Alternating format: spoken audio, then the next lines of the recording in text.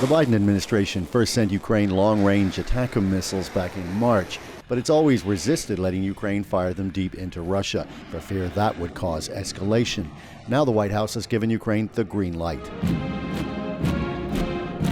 It's partly a response to North Korea's decision to send thousands of troops to help Russia in Kursk. President Vladimir Putin was deeply embarrassed when Ukraine turned the tables on him by invading the Russian region in August. Ukrainian troops are still there and have dug in. Now Russia is amassing a large force to retake it. The missiles the White House has now authorized Ukraine to use are expected to be used to attack that Russian and North Korean force as it assembles at its staging points.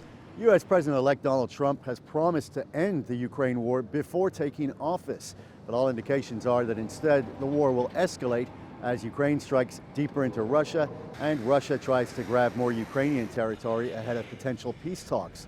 The incoming Trump administration continues to show its hostility to Ukraine. Ми незалежна Україна.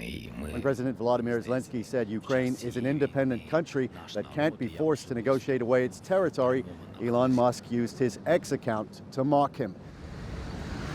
Here in Brazil at the G20 summit, Ukraine's other allies, including Canada, Europe, Japan, Australia, and South Korea, will get their first chance to discuss how to proceed without the U.S. Bonjour tout le monde. Yesterday in Peru, Justin Trudeau said the goal is still victory, but the loss of U.S. support is a heavy blow. Let's also be very blunt.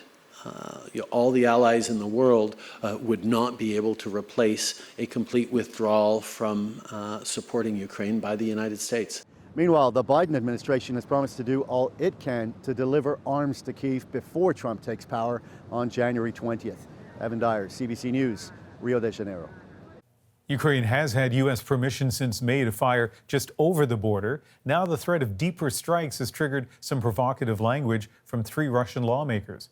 They use the phrase World War III, lashing out against what they call escalation driven by the White House.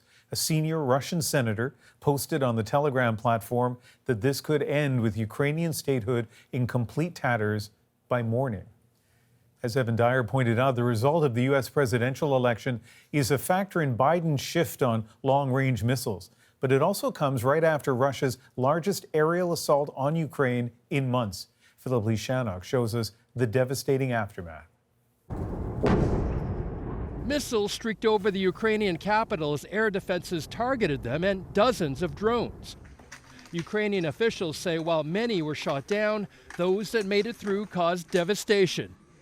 Children now confirmed to be among those killed. In Kyiv, those who could huddled in stations below the city, wrapped in winter coats. The attack, the deadliest since late August, targeted critical power infrastructure.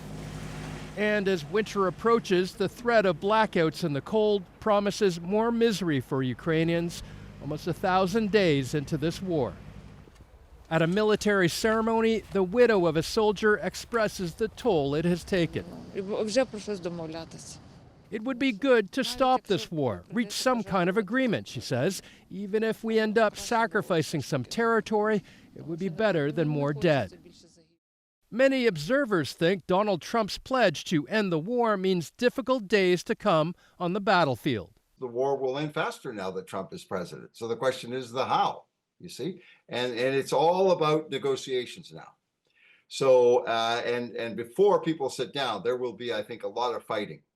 He says Russia will intensify its attacks on Ukraine and continue its campaign to seize the entire Donbas region, while Ukrainian troops will try to hold on to that land in Russia's Kursk region. And while U.S. President Joe Biden's decision to allow Ukraine to use long-range missiles to strike inside Russia strengthens their hand considerably, Trump could play the disruptor. The great risk for Ukraine is that Trump will simply negotiate bilaterally with Putin.